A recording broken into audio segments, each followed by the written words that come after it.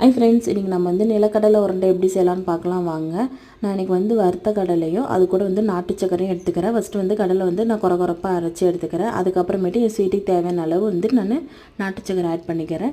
நாட்டு சக்கரை பதிலாக வெல்லம் கூட நம்ம ஆட் பண்ணிக்கலாம். வெல்லம் நம்ம சேர்த்துனா கொஞ்சம் கெட்டியாக இருக்கும். நான் நாட்டு சக்கரை சேர்த்துனாலும் எனக்கு கொஞ்சம் வந்து உதிரியாக தான் இருக்குது. அப்புறம் நம்மளுக்கு ஸ்வீட்டுக்கு தேவையான அளவுக்கு நான் கொஞ்சமாக வந்து நாட்டு சக்கரை ஆட் பண்ணிக்கிறேன். உங்களுக்கும் நீங்கள் தேவையான அளவுக்கு நீங்களும் ஆட் பண்ணிக்கோங்க.